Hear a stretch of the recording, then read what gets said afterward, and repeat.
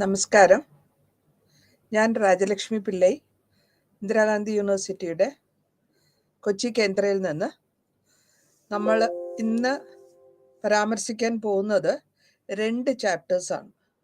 ഈ Chinese ഹിസ്റ്ററിൻ്റെ chapter 13ഉം chapter 14ഉം. ഒരു class കൂടി ഉണ്ടാവും. അതോടുകൂടി ആ ബുക്ക് കംപ്ലീറ്റ് ആകുകയാണ്.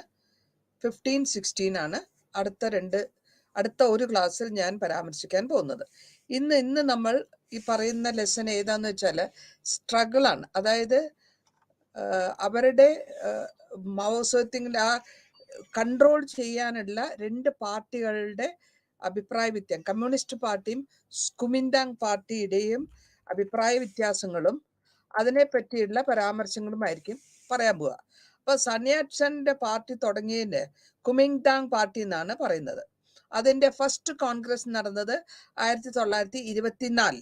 അത് കഴിഞ്ഞിട്ട് കമ്മ്യൂണിസ്റ്റ് പാർട്ടി ഉണ്ടായത് 1921.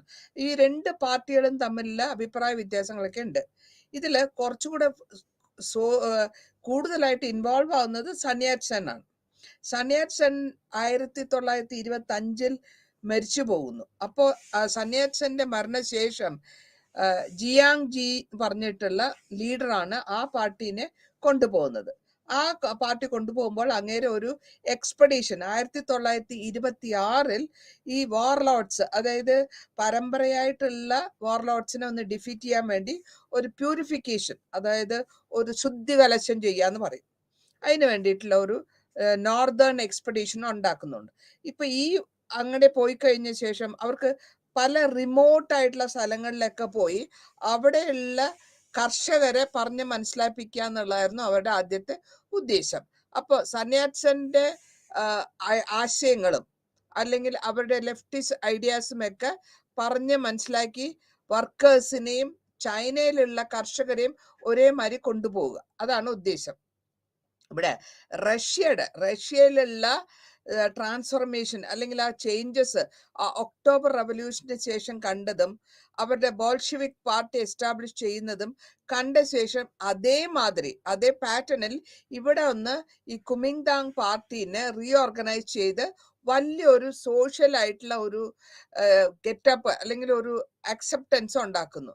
അപ്പൊ അതിനുശേഷമാണ് നമുക്കിവിടെ ഒരു യുണൈറ്റഡ് ഫ്രണ്ട് എന്ന് പറഞ്ഞിട്ട് കമ്മ്യൂണിസ്റ്റ് ഗവൺമെന്റിന്റെ സോവിയറ്റ് റഷ്യയുടെ കൂടെ ജോയിൻ ചെയ്ത വിധത്തിൽ അവര് കമ്മ്യൂണിസ്റ്റ് ഇന്റർനാഷണൽ ആൻഡ് ചൈന എന്ന് പറഞ്ഞിട്ട് ഒരു ഐഡിയാസ് അല്ലെങ്കിൽ ഒരു പാർട്ടി ഉണ്ടാക്കാണ്. ഇതിന്റെ ക്ലെയിം എന്താന്ന് വെച്ചാൽ മഞ്ചൂരിയൻ അവരുടെ ഈ സോവിയറ്റ് യൂണിയന്റെ പാറ്റേണിൽ തന്നെ കൊണ്ടുവരുമ്പോൾ കമ്മ്യൂണിസ്റ്റ് ചൈനയിലെ ഒരു റവല്യൂഷണറി പൊളിറ്റിക്കൽ ഫോർമേഷനാണ് ഉണ്ടാക്കാൻ ഉദ്ദേശിക്കുന്നത്. ഈ എല്ലാ പാർട്ടീസും ഇമ്പീരിയലിസം അല്ലെങ്കിൽ വേറെ രാജ്യങ്ങളുടെ മേധാവിത്യം കൊണ്ട് ചൈനയെ കൺട്രോൾ ചെയ്യുന്നത് അവർക്ക് താല്പര്യമില്ല. അപ്പൊ അതിനെ എതിർക്കാനുള്ള ഇവിടെ ഇന്ത്യയിലും ഇതേമാതിരി കൊളോണിയൽ സിസ്റ്റം കണ്ടിരുന്നതുകൊണ്ട് ഇതിനെ എതിർക്കണം എന്നുള്ളതായിരുന്നു ഇവരുടെ പോളിസി. അപ്പൊ കമ്മ്യൂണൽ ഇന്റർനാഷണലില് അവരുടെ ഐഡിയാസ് ബേസ് ഏതിനെ സ്ഥാപകമായിട്ടാണ് മാർക്സിസം. റഷ്യയിലല്ല, മാർക്സിസത്തിനെ സ്ഥാപിതമായിട്ടാണ് അവർ കൊണ്ടുപോകുന്നത്. അപ്പൊ അങ്ങനെ വരുമ്പോൾ ചൈനയിലെ എല്ലാ വർക്കേഴ്സും എല്ലാവരും ഈ മേധാവിത്വത്തിനോട് അല്ലെങ്കിൽ ലാൻഡ് ലോർഡിന്റെ മേധാവിത്വത്തിനോട് എഗെയിൻസ്റ്റ് ആയിട്ട് വരികയാണ്. ആ ഫ്യൂഡൽ ലോർഡ്സിനോടല്ല അഭിപ്രായ വ്യത്യാസങ്ങൾ. കാരണം ഈ ഫ്യൂഡൽ ലോർഡ്സ് അല്ലെങ്കിൽ ജമ്മികൾ എന്ന് പറയാം, ലാൻഡ് ലോർഡ് എന്ന് പറഞ്ഞാൽ ജമ്മി എന്നാണ് മലയാളത്തിൽ പറയുന്നത്. ഈ ജമ്മികള് എപ്പോഴും കർഷകരെ മാക്സിമം ചൂഷണം ചെയ്യുന്നു. അപ്പോ കമ്മ്യൂണിസ്റ്റ് ഐഡിയ പ്രകാരം അത് പാടില്ല. അതിനാണ് ഇവർ ഈ ഇൻട്രസ്റ്റ് ആയിട്ടുള്ള അല്ലെങ്കിൽ മാർക്സിസ്റ്റ് ഐഡിയ പ്രകാരം അതിനെ മാറ്റാനുള്ള ഉദ്ദേശമാണ് കുമിന്താങ് പാർട്ടി ഇൻട്രൊഡ്യൂസ് ചെയ്തത്. ഈ പാർട്ടി വഴി ചൈനീസ് മേധാവികളെ അല്ലെങ്കിൽ ചൈനീസ് കർഷകരെ ചൂഷണം ചെയ്യുന്ന ഈ മേധാവികളെ, ലാൻഡ് ലോർഡിനെ അല്ലെങ്കിൽ ആൾക്കാരെ ഒപ്പോസ് ചെയ്യുക, അവിടെയൊക്കെ മാറ്റിയിട്ട് കുമിന്താങ് പാർട്ടി വഴി എല്ലാവർക്കും ഒരു ഈക്വൽ സ്റ്റേറ്റസ് അല്ലെങ്കിൽ ഒരു കമ്മ്യൂണിസ്റ്റ് പാർട്ടിയുടെ അഭിപ്രായങ്ങൾ കൊണ്ടുവരിക എന്നുള്ളതായിരുന്നു ആദ്യത്തെ ഉദ്ദേശം. ഇനി അടുത്തതായിട്ട് ഫോർമേഷൻ വരികയാണ്. ഒരു യുണൈറ്റഡ് ആയിട്ടുള്ള ഒരു ഘടിതമായ ഒരു യുണൈറ്റഡ് ഫ്രണ്ട് കൊണ്ടിരിക്കുകയാണ്. ആ യുണൈറ്റഡ് ഫ്രണ്ടിലുള്ളവരും കമ്മ്യൂണിസ്റ്റ് ഇന്റർനാഷണലും സന്യാസനെ കാണുകയും അവരോട് സംസാരിക്കുകയും അവരുടെ കോൺഗ്രസിന്റെ പാർട്ടീസൊക്കെ സംസാരിച്ച് മനസ്സിലാക്കുകയും മോസ്കോയിൽ 1922 കാണുന്നു, മോസ്കോയിൽ വെച്ച് കാണുന്നു. എന്നിട്ട് ഒരു സെൻട്രൽ കമ്മിറ്റി ആണ് ഫോം ചെയ്യുന്നത്. CPC എന്ന് പറയും ആ കമ്മിറ്റീനെ, സെൻട്രൽ കമ്മിറ്റി. ആ ഫോം ചെയ്യുന്നത് 1922. അതിൽ കൂടെ അവരുടെ ഈ അഡോൾഫ് ജഫിന്റെ സോവിയറ്റ് ഗോമിന്താങ് പാർട്ടീനെ കമ്പൈൻ ചെയ്ത് കൊണ്ടുവന്നതിന് ശേഷം സന്യാസനോട് പറഞ്ഞ് മനസ്സിലാക്കി കൊടുത്തിട്ട് സോവിയറ്റ് റഷ്യയും കമ്മ്യൂണിസ്റ്റും കൂടെ ഒരുമിച്ച് പോവാൻ. അപ്പൊ ഇവിടെ 53 നാഷണൽ ലീഡേഴ്സ് ആണ് ആ കോൺഫറൻസിൽ മീറ്റ് ചെയ്യുന്നത്. ഷാൻഹായ് എന്ന് പറഞ്ഞ സ്ഥലത്താണ് 4-ാം തീയതി, സെപ്റ്റംബർ 4-ാം തീയതി 1922 സംവാദിക്കുന്നു, അല്ലെങ്കിൽ മീറ്റിംഗ് വെക്കുന്നു. അതിൽ ഒരു ബ്ലൂ പ്രിന്റ്, അതായത് ഈ പാർട്ടിന്റെ യുണൈറ്റഡ് ഫ്രണ്ട് പോളിസി, യുണൈറ്റഡ് ആയിട്ടുള്ള ഒരുമിച്ച് ഘടകങ്ങളായിട്ടുള്ള ഈ കുമിന്താങ് പാർട്ടിയുടെ ഒരു ബ്ലൂ പ്രിന്റ് അല്ലെങ്കിൽ ഒരു ചട്ടക്കൂട് ഉണ്ടാക്കിയെടുക്കുന്നു. ഇതിനുശേഷം 3ാമത് നാഷണൽ കോൺഗ്രസ്, അത് 1923 ജൂൺ 23 കാൻഡോണിൽ സംഘടിപ്പിക്കുന്നു. അതിൽ കൂടെ ഒരു ഡിസിഷൻ എന്താ എടുത്തു വെച്ചാല്, ഈ സന്യാസൻ ജിങ്ഷി മോസ്കോയിൽ പോയി ഒരു ഫസ്റ്റ് ഹാൻഡ് നോളജ് എങ്ങനെയാണ് ഈ സോവിയറ്റ് സിസ്റ്റം അവിടെ വർക്ക് ചെയ്തത്, അവർ എങ്ങനെ അത് സക്സസ് ആയിട്ട് വളരെ പ്രാബല്യത്തിൽ കൊണ്ടുവന്നതെന്ന് അറിയാൻ വേണ്ടിയിട്ട് മോസ്കോയിലേക്ക് പോയി പഠിക്കാനും അവിടെ ജിയാങ് ജിഷി എക്സ്പീരിയൻസ് ചെയ്യാനും റഷ്യയിലേക്ക് പോകുന്നു. റഷ്യയിൽ നിന്ന് പഠിച്ച ശേഷമായിരിക്കും കറക്റ്റായിട്ട് നമുക്ക് പ്രാബല്യത്തിൽ കൊണ്ടുവരാൻ വരിക. ഇതിന് 1924 കുമിന്താങ്ങിന്റെ ഒരു ഫസ്റ്റ് നാഷണൽ കോൺഗ്രസ് നടത്തുമ്പോൾ Lee Dassault and Mao Zedong, അതേമാതിരി കമ്മ്യൂണിസ്റ്റ് ലീഡേഴ്സും അറ്റൻഡ് ചെയ്യുന്നുണ്ട്. ഈ അറ്റൻഡ് ചെയ്ത ശേഷം അവർ പറഞ്ഞു, കൂടുതലായിട്ട് കമ്മ്യൂണിസ്റ്റ് പാർട്ടിയിലേക്ക് ആൾക്കാരെ കൊണ്ടുവരിക, ഈ പാർട്ടി വഴി അതിന്റെ ഒരു കോൺസ്റ്റിറ്റ്യൂഷൻ ഉണ്ടാക്കിയെടുക്കുക, അല്ലെങ്കിൽ ഒരു ഭരണഘടന ഉണ്ടാക്കിയെടുക്കുക. ആ ഭരണഘടന, ആ മാനിഫെസ്റ്റോ എന്ന് പറഞ്ഞതിൽ ആ ക്ലിയർ ആയിട്ട് സന്യാസൻ പറയുന്നുണ്ട്. 3 പ്രിൻസിപ്പിൾസ് വളരെ ക്ലിയർ ആയിട്ട് പറയുന്നു. ആ മാനിഫെസ്റ്റോയിൽ പറഞ്ഞിട്ടുള്ള 3 പോളിസികൾ അല്ലെങ്കിൽ എന്താന്ന് വെച്ചാല്, ആദ്യത്തേത് സോവിയറ്റ് യൂണിയനായിട്ട് ഫ്രണ്ട്ലി റിലേഷൻഷിപ്പ് കൊണ്ടുപോവുക, അതാണ് ആദ്യത്തെ പ്രിൻസിപ്പിൾ. 2ാമത്തെ പ്രിൻസിപ്പിൾ എന്താന്ന് വെച്ചാൽ, ഈ വർക്കേഴ്സിനെയും കർഷകരെയും, വർക്കേഴ്സും കർഷകരും എല്ലാരെയും ഈ മൂവ്മെന്റിലേക്ക്, ചൈനയിലുള്ള ഈ മൂവ്മെന്റിലേക്ക് അവർക്കും കൂടെ പാർട്ടിസിപ്പേറ്റ് ചെയ്യാനും, 3ാമതായിട്ടുള്ള പോയിന്റ്, ആ പാർട്ടി ഈ ആൾക്കാരെല്ലാരെയും കോപ്പറേറ്റ് ചെയ്ത് കമ്മ്യൂണിസ്റ്റ് പാർട്ടി ഓഫ് ചൈന എന്നുള്ളത് ഫോം ചെയ്യുക. അപ്പൊ അങ്ങനെ ഈ സിമ്പിളസ്റ്റ് ആയിട്ടുള്ള പ്രിൻസിപ്പിൾസ് ആണ്. എന്നാലും ഇതിന്റെ പരിണാമം എന്താ വെച്ചാൽ ഒരു റെവല്യൂഷണറി ചേഞ്ചസ് ആണ് വരുന്നത്. കാരണം ആർക്ക് എഗെയിൻസ്റ്റ് ആയിട്ട്? മേധാവികൾക്ക് എഗെയിൻസ്റ്റ് ആയിട്ട്, ചൈനയിലുള്ള ലാൻഡ് ലോർഡ് മേധാവികൾക്ക് എഗെയിൻസ്റ്റ് ആയിട്ടാണ് ഈ ഒരു വലിയ വിപ്ലവമായ ഒരു ചേഞ്ച് ആണ് വരുന്നത്. ഈ കമ്മ്യൂണിസ്റ്റിന്റെ കുമിന്താങ്ങിലേക്ക് വരികയും അവർക്ക് നമ്പർ കൂടുകയും അവരുടെ മെമ്പർഷിപ്പ് കൂടുകയും അവർ കൂടുതലായിട്ട് ഡെഡിക്കേറ്റ് ആയിട്ടുള്ള റെവല്യൂഷണറി ലെവലിൽ അവർ പോവുകയും ചെയ്യുമ്പോഴത്തേക്കും അവർക്ക് സിമ്പതറ്റിക് വ്യൂസ് കിട്ടുന്നു. പിന്നെ ശേഷം 24 പേര് സെൻട്രൽ കമ്മിറ്റിയിൽ വരുന്നു. കമ്മിറ്റിയിൽ പ്രോഡിയം കൊണ്ടുവരുന്നു. ആ ഒരു ഇൻഫ്ലുവൻഷ്യൽ ആയിട്ടുള്ള ഒരു സിറ്റുവേഷൻ കൊണ്ടുവരികയും ആ വഴി പെസന്റ് അല്ലെങ്കിൽ കർഷകന്മാര് കൂടുതലായിട്ട് ഇതിലേക്ക് ഇൻവോൾവ് ആകുകയാണ്. അപ്പൊ അങ്ങനെ വന്നു കഴിഞ്ഞപ്പോഴത്തേക്കും 1924 ഒരു ചെറിയ ഒരു വ്യത്യാസം കാണുന്നത് എന്താ വെച്ചാല്, അവരുടെ മനസ്സിൽ നമ്മുടെ രാജ്യം എന്നുള്ള ആ നാഷണലിസം, സ്വന്തം രാജ്യത്തിനോട് ഉള്ള ഒരു തോന്നുകയും പുറത്തുനിന്ന് വന്ന് നമ്മളെ ഭരിക്കുന്നവരോട് ഒരു ദേഷ്യം വരികയും അവരെ മാറ്റണം എന്നുള്ള ഒരു അഭിപ്രായം അവരുടെ മനസ്സിൽ വരുന്നു. പിന്നെ രണ്ടാമതായിട്ട് നോക്കുകയാണെങ്കിലോ, ഡെമോക്രസീന്റെ പ്രിൻസിപ്പിൾസ്. ഈ ഡെമോക്രസി എന്ന് വെച്ചാൽ ജനാധിപത്യം. ജനാധിപത്യത്തിലുള്ള റൈറ്റ്സ് അല്ലെങ്കിൽ അവകാശങ്ങൾ ഒരു പ്രിവിലേജ് ആയിട്ടുള്ള പഠിച്ചവർക്ക് മാത്രമല്ല, എല്ലാ വർക്കിംഗ് ക്ലാസ്സിനും എല്ലാവർക്കും കിട്ടണം എന്നുള്ളതും അതിൽ കൂടെ അവർ മനസ്സിലാക്കുന്നു. അപ്പൊ അങ്ങനെ വരുമ്പോ ഫ്രീഡം, സംസാരിക്കാനുള്ള ഫ്രീഡം, ഓർഗനൈസ് ചെയ്യാനുള്ള ഫ്രീഡം, നല്ലൊരു ജീവിതത്തിന് കെട്ടിപ്പടുക്കാനുള്ള, ഫൈറ്റ് ചെയ്യാനുള്ള ഫ്രീഡം, ഇതൊക്കെ കിട്ടുമ്പോൾ അതാണ് ശരിയായ ജനാധിപത്യം.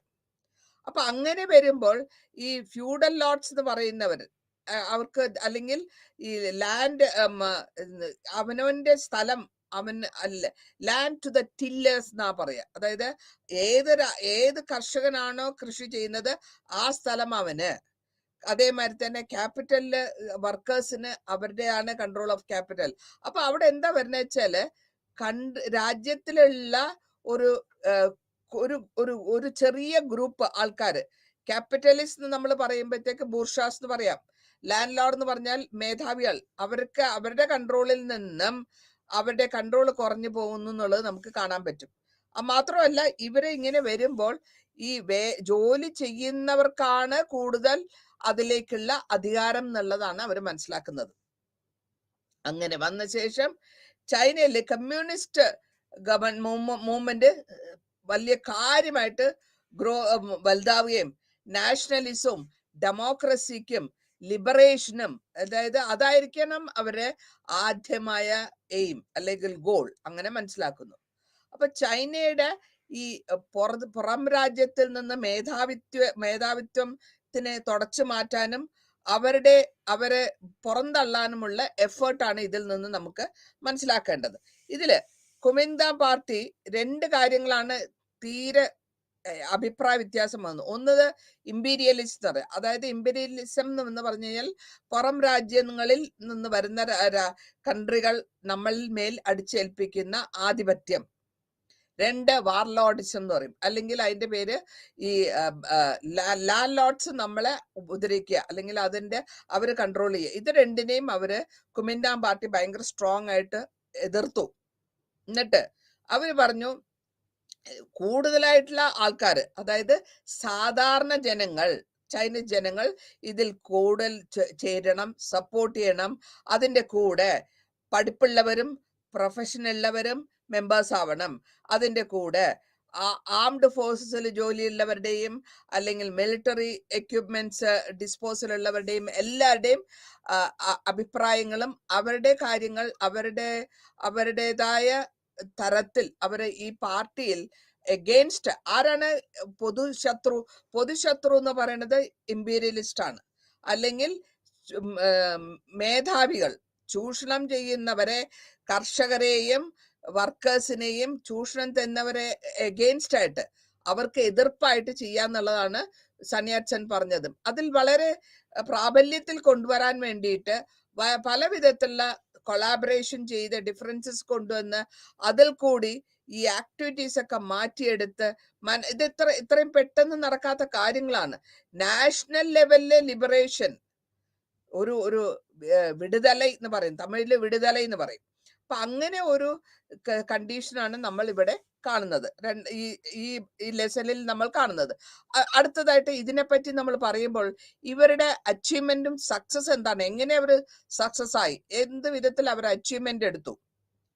അച്ചീവ്മെന്റ് വെച്ചാൽ അവർക്ക് പ്രാബല്യത്തിൽ കൊണ്ടുവന്ന ശേഷം സന്യാസൻ റവല്യൂഷണറി മൂവ്മെന്റ് 1923 മാർച്ചിൽ കൊണ്ടുവന്നു. എന്നിട്ട് സോവിയറ്റിൽ നിന്ന് എക്സ്പെർട്ടായ ഡിപ്ലോമാറ്റിലെ കൊണ്ടുവരികയും റീഓർഗനൈസ് ചെയ്ത് ജനറൽ ഗാലൻ വന്നു ആർമീനെ ട്രെയിൻ ചെയ്യിക്കാൻ. അതേമാതിരി 40 അഡ്വൈസേഴ്സും വന്നു. അപ്പൊ ഇങ്ങനെയൊക്കെ ഒരു സോവിയറ്റ് യൂണിയന്റെ മെത്തേഡിൽ സോവിയറ്റ് മിലിറ്ററി സിസ്റ്റം മാതിരി ഇവിടെയുള്ള ചൈനീസ് ആൾക്കാരെ ട്രെയിൻ ചെയ്യിക്കെടുക്കുക എന്നുള്ളത് വലിയൊരു ഘടകമാണ്. അങ്ങനെ ഘടകത്തിൽ കൂടെ കൊണ്ടുവരുമ്പോൾ അവരെ നാഷണലിസ്റ്റ് ആർമിയാണ് ഡെവലപ്പായി വരുന്നത്. അതായത് സ്വന്തം രാജ്യത്തിലുള്ള ആൾക്കാരെ പുരോഗതിയിലേക്ക് കൊണ്ടുവരിക. അപ്പൊ അങ്ങനെ കൊണ്ടുവന്നിട്ട് അവര് ഒരു എക്സ്പെഡീഷൻ അല്ലെങ്കിൽ നോർത്തേൺ സൈഡിലേക്ക് കൊണ്ടുപോകുന്നുണ്ട്. അപ്പൊ ഇതിലൊക്കെ വരുമ്പോൾ ഇവിടെ പോപ്പുലർ ആയിട്ടുള്ള മൂവ്മെന്റ്സ് ആണ് വരുന്നത്. മെയ് 13 13-ാം തീയതി മൂവ്മെന്റ് 1925 ഈ മെയ് 13 മൂവ്മെന്റ് എന്ന് പറയും 1925 നടന്നതിൽ അതിൽ അവരെന്താ ചെയ്തത്? Strike, boycott, anti imperialist demonstration. നമ്മുടെ ഇന്ത്യയിലും നടന്ന മാതിരി തന്നെ സ്ട്രൈക്ക് നടത്തുക, ബോയ്ക്കോട്ട് എന്ന് വെച്ചാൽ ഉപരോധിക്കുക, അവരുടെ പുറം രാജ്യങ്ങളിൽ നിന്ന് കൊണ്ടുവരുന്ന സാധനങ്ങൾ ഉപയോഗിക്കാണ്ടിരിക്കുക, ബോയ്ക്കോട്ട് ചെയ്യുക. പിന്നെ അതിനുശേഷം അവരെ പുറത്താക്കണം എന്നുള്ള ഡെമോൺസ്ട്രേഷൻസ് ചെയ്യുക. അപ്പൊ അങ്ങനെയൊക്കെ വരുമ്പോൾ ഇത് ഇങ്ങനത്തെ കാര്യങ്ങൾ ഷാൻഹായില് ഇന്റർനാഷണൽ സെറ്റിൽമെന്റ് വരുന്നു. ഇതിൽ ഈ കാലഘട്ടത്തിൽ ഒരു ഇൻസിഡന്റ് അല്ലെങ്കിൽ ഒരു സംഭവം നടക്കുന്നത്, അതിന്റെ ആ ഡെമോൺസ്ട്രേറ്റേഴ്സ് 10 പേരെ പോലീസിന്റെ അറ്റാക്കിൽ അവർ മരിച്ചു പോന്നു. അപ്പോൾ എന്ത് പറ്റും? അവർക്ക് അതിനെ കുറച്ചുകൂടി പുറത്തുനിന്നുള്ള പോലീസിനോടും പുറത്ത് രാജ്യങ്ങളോടും ഉള്ള ദേഷ്യം കൂടുതലാവാണ്. എന്നിട്ട് എന്താ ചെയ്യുന്നത്? ബ്രിട്ടീഷിന്റെ എല്ലാ ബിസിനസ്സും പാരലൈസ് ആയി, അതായത് നിർത്തുപോകുന്നു. അപ്പൊ ഇങ്ങനെ വരുമ്പോൾ ഈ സ്ട്രൈക്ക് ചെയ്ത് അസോസിയേഷൻസ് വഴിയും സ്റ്റുഡന്റ് അസോസിയേഷനും ഷാൻഹായിലുള്ള കോമേഴ്സ് അസോസിയേഷനും എല്ലാവരും ഒരുമിച്ച് കൂടുതലായിട്ടും ഇതിലേക്ക് പാർട്ടിസിപ്പേറ്റ് ചെയ്യുന്നു. ജനറൽ യൂണിയൻ ഷാൻഹായിലേക്ക് കൂടുതലായിട്ട് കമ്മ്യൂണിസ്റ്റ് വരികയും അവര് ഇതിൽ കൂടെ യുണൈറ്റഡ് ഫ്രണ്ട് സ്ട്രാറ്റജി അക്സെപ്റ്റ് ചെയ്യുകയും അതിൽ കൂടെ ഈ മർച്ചന്റും, അതായത് വ്യാപാരികളും ബിസിനസ് നടത്തുന്നവരും എല്ലാവർക്കും മൂവ്മെന്റിന്റെ ബെനിഫിറ്റ് കിട്ടുമ്പോൾ അവര് എന്താ ചെയ്യുക? വർക്ക് ചെയ്യുന്നത്, അതായത് ഫോറിൻ ഫാക്ടറീസ് ഉള്ളവര് അവരെ കോമ്പറ്റീഷന് വേണ്ടിയിട്ട് നിർത്താൻ തുടങ്ങി. ഇത് കൂടാണ്ട് ഷാൻഹായില് ഒരുപാട് സ്ട്രൈക്സ് ഉണ്ട്, സോളിഡാരിറ്റി, അതായത് ഞങ്ങൾ നിങ്ങളെ സപ്പോർട്ട് ചെയ്യുന്നു എന്നുള്ള ലെവലില്. ഇവരെന്താ ചെയ്യുന്നത്? പുറത്തുള്ള കമ്പനികൾ, പുറം രാജ്യത്ത് നിന്ന് വന്നിട്ടുള്ള കമ്പനികളുടെ സാധനങ്ങൾ ബോയ്ക്കോട്ട് ചെയ്യുക, പൊളിറ്റിക്കൽ അജിറ്റേഷൻസ് ഉണ്ടാക്കുക. അപ്പൊ യൂണിറ്റിയില് അവർ ചൈനീസിന്റെ യൂണിറ്റി അത്രത്തോളം ഡെവലപ്പായി വരുമ്പോഴത്തേക്കും ഷാൻഹായ് ഒരു ഇമ്പോർട്ടന്റ് പ്ലേസ് ആയിട്ട് മാറുകയാണ്. അത് കൂടാണ്ട് അവിടെ മൂവ്മെന്റ്സ്, വളരെ കാര്യമായിട്ടുള്ള മാസ് മൂവ്മെന്റ്സ്, അതായത് വലിയ മൂവ്മെന്റ്സ് എന്ന് പറയുമ്പോഴത്തേക്കും ഒരു റെവല്യൂഷണറി പോയിന്റ് ആണ് വരുന്നത്. എല്ലാ മൂവ്മെന്റുകാരും സപ്പോർട്ട് ചെയ്യുന്നത് വർക്കേഴ്സിനെയാണ്, അതായത് തൊഴിലാളി സ്നേഹം.